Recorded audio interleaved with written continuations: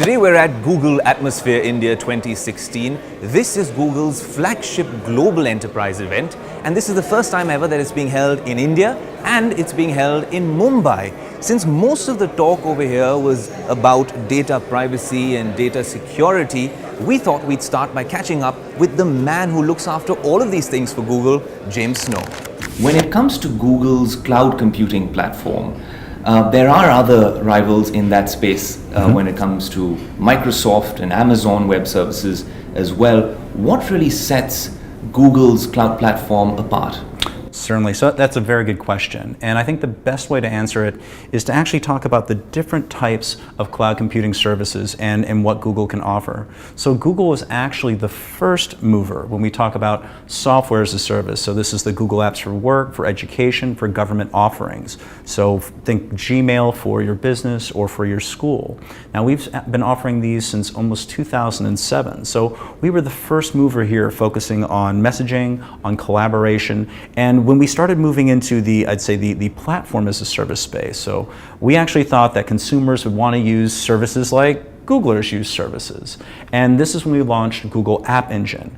App Engine is one of our solutions that's actually most mature, and you can think about maybe a number of different services that run on it, including Pokemon Go. But I think what you're actually talking about now is something which is called infrastructure as a service. And in fairness, Amazon really pioneered this space of just taking, I'd say that resource-based services and offering it for people to reuse. Now, at Google, we actually thought that platform as a service was better because we wanted to obfuscate or abstract all that complexity, but in the journey to the cloud that most companies were going to, they weren't ready to make that leap of faith yet. They weren't ready to kind of release that control. So infrastructure as a service was kind of a stepping stone. And Amazon has been the leader in this space. Now, Microsoft has had Azure, but we've also been launching, I'd say, a number of our services, especially things like Compute Engine, BigQuery. And when we think about what makes Google really different, it's our ability to really handle data and security at scale. Google actually invented the NoSQL database. When we talk about being able to do huge data analysis in sub-second times, that's kind of like a Google search. So we've been born in the cloud, working in the cloud, and now we've changed our course and said the market is demanding infrastructure as a service, so we're going to be able to provide that, and we're going to be able to provide Google innovations on top of that. So being able to do live migrations from one instance to another, to be able to spin up, spin down different hard drives, having different security settings for different custom machine types, all of these things are there. So it is true that we've started kind of come up from behind in the infrastructure as a service space, but we've also been huge innovators here. So aside from something like NoSQL, you can think about everything we develop like Kubernetes or containerization, where we've taken solutions that we use internally at Google and we've made these available to the community. And with these sorts of technologies, you can tell they're popular because they've been adopted by Amazon and Microsoft and also us, which actually really empowers the users. So with our Google Cloud Platform, you can actually seamlessly move from one provider to another, whether that's our cloud, another cloud, an on-premise system, based on availability, cost, and again, with no friction. So the no friction, open source nature of our solution, I think, is really a huge differentiator. Of course, and in your address, you also mentioned that that was the breakup analogy that you used. Yes. Aptly put. But James, when it comes to the public cloud computing space, even in India, experts suggest that it's going to touch nearly $1.26 billion at the end of this year itself. Amazon and Microsoft are really battling for that space in itself. When it comes to you meeting, often CIOs and CTOs and technology experts in India, and when you're dealing with your clients and companies, what are the concerns that they essentially have with a cloud computing business? Also, it's adopting a new technology. Certainly. So I'd imagine data sovereignty, privacy, security, are these key concerns? These are key concerns. I'd say that earlier in the journey, like several years ago, I would say that security used to be the number one concern. People were concerned, is the cloud as secure as what I'm able to do on premise? I think that we've really turned the corner, and we can talk about security innovation or what we're capable of doing in the cloud or at global scale is going to greatly exceed what's possible if someone's trying to build their own infrastructure. So the conversation has shifted from security, which is still important, which still needs validation and that sort of thing, but it's shifted from security to data usage.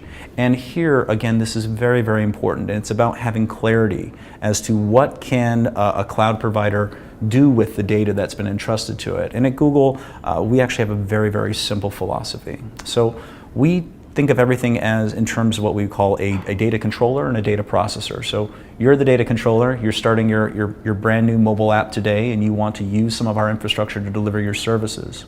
We can only use that data that you give us to provide the service that you've requested and nothing else. So that's no profiling, no advertising, and depending on the different service that you're being asked, we can actually offer you huge data security features. So if you would like to use, let's say, Google Cloud Storage, you can completely encrypt that data, hold that encryption key, store it within Google, and we would have no access to it. Same thing with our compute engine, which we just made a general release last week, where again, you're unable to start or stop any of that infrastructure without having an encryption key that's controlled by you, the customer. We can provide the scale, we can provide the high availability, while also being able to guarantee both technically and contractually that the data is going to remain under your control. You know, James, another key concern really is cybersecurity. When it comes to cybersecurity, the cyber threat landscape has really evolved over the last few years. In 2011 itself, I think Google was the victim of a massive data breach. 150,000 Gmail users' accounts and all their data was at stake. Microsoft was also hit the year before that. Dropbox had a class action lawsuit against it in 2011. Over the years, we've seen JP Morgan Chase, Sony, eBay, Target. When it comes to these issues, and especially since the Google hack in 2011, and all these issues that have followed ever since, how has the threat landscape evolved, and how has Google learned any lessons from these as well? Certainly. So it's important to understand first when we talk about any sort of hack at Google, what typically comes up in the press is often a misunderstanding. So typically what people refer to as Google accounts being compromised, it's not that someone has somehow hacked into Google. It's typically a password dump or something that's been gathered from spear phishing or third-party sites that happens to be Google accounts. When that information is actually publicly available, let's say like an Ashley Madison, for example, our security teams are going to proactively be reviewing those dumps and informing and alerting and protecting users on their behalf. Now, I think the breach that you're referring to is the one that was referred to in Snowden. So let's talk a little bit about what happened here. So this is all very public record. So what had happened is Google owns and operates the largest data network in the world. I mean, dark and light fiber across every continent on the planet. And what had happened is that there was an agency or two that used a thermonuclear submarine to break into our physical cable. Now, when we discovered this, of course, we took action against it. So what lessons did we learn from this hack? We actually learned that our network, because it's so fast, it's too difficult to defend with traditional means. You can't police the ocean. So what did we end up doing is we ended up changing our platform.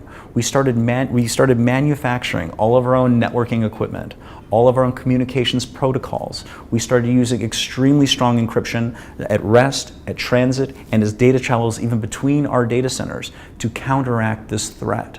When we talk about these sorts of cyber threats, this is an arms race. And the question is that who is going to be best positioned to fight them? And I guess the final response to that incident would be from our chairman, Eric Schmidt, who openly dared them to go ahead and give it another try, because we have put countermeasures in place extraordinarily strong to protect both our users and our own data from these sorts of intrusions. Also, James, when it comes to the cloud computing business, Spotify is now moving on to the Google cloud computing platform. Snapchat is, like you said, is already on the Google cloud computing platform. Several MNCs and big tech companies are on it as well. In fact, one of Google's top executives said, and experts also say, that Google will be making a lot more money from its cloud computing business in 2020 than from its ad business, which is interesting. How realistic is that, and how imperative does that make your job at Google?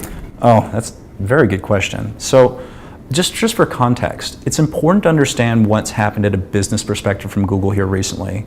So we have completely reorganized under Alphabet. So Alphabet, the idea here is that we wanted to silo what we are working on and allow laser focus instead of having one company that was sprawled across many different objectives. Now, as part of that reorganization, Google was focused on apps in cloud only. So the executive you're actually quoting is going to be Urs Holtz. He's our number 3 at Google. He's right. The guy who's in charge of all of our data centers.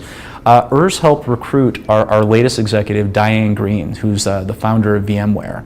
Now, and she has your cloud computing business. She does, and that is the huge shift that's happened at Google. Before we reorganized, Google for Work was, I'd say, a small subsidiary of greater Google, and it represented, I'd say, a small amount of earnings, and we didn't have our own dedicated engineering teams. We relied a lot on the consumer business. Now that everything has been reorganized under Diane Greene, it's all of our engineering efforts, it's all of our data centers, and we are going after the enterprise cloud business very, very seriously. So how does this affect me? Well, I am speaking a lot more. I'm traveling a lot more. We've just recently authored and released several new white papers on security, on encryption, that are all publicly available. We can share, put links under the interview for follow-up. So this is something that we do think is possible, even if we were to not be number 1, if we were number 2 or number 3. This is a substantial amount of revenue, especially over the next 5 to 10 years. So this is going to be mission critical for Google. This is our priority. Also, James, when it comes to data privacy and security, it's interesting because just a few months ago in the US, there was an interesting debate that really evolved in terms of Apple being in court and really the San Bernardino iPhone.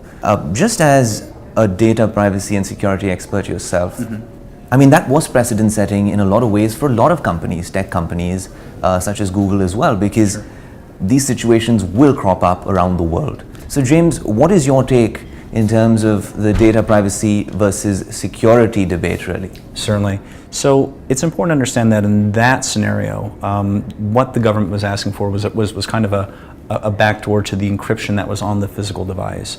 And Google was coming out and supporting Apple's position. This is something that we also do not provide. Now, that being said, in every country, in every jurisdiction, there is a lawful access where law enforcement is allowed to ask for information.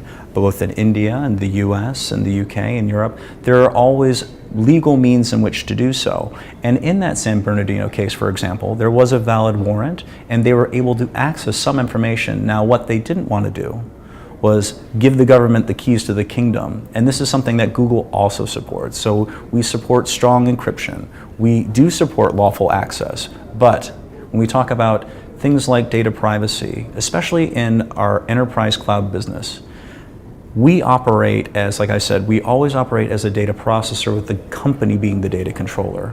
We have a number of media companies around the world, some of your competitors, who run specifically on our platform who have First Amendment issues, or they would like to also protect their sources from governments.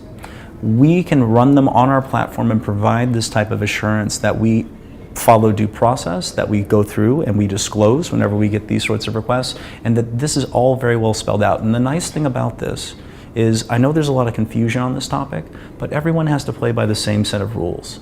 So I would say that an Amazon, an Apple, a Microsoft, a Google, we're all bound by the same sorts of laws, and then it's going to be what each individual company policy is going to be. So Google's always been supportive of strong encryption. We actually teamed up with our best friends, Microsoft and Facebook. We actually sued the US federal government about a year and a half ago because of blind court requests or requests under the Patriot Act, and we won. On our transparency reports, we can now share with the public this sort of information. So we actually think that transparency and data privacy are actually crucial to trust, and it's crucial to our business that customers have this assurance. But also, James, as a quick follow-up, hypothetically speaking, if it was an Android phone in that case, or in a similar case, wouldn't it be a lot easier considering, it'd be a lot easier to actually get that backdoor access considering it is an open source technology? Of course, hoping that it's not a stock Android phone. Right. Well, Android is open source. Now, that being said, the way in which data is protected on the physical device, the types of encryption that are used, are very, very strong. And the fact that we actually have bug bounty programs, so we invite hackers to try and break it, and we reward them both financially, we have leaderboards. So I actually don't think that would have been easier on an Android phone. I think that would have been equally as difficult. Thanks so much, James. Certainly. Thank you so much. Pleasure.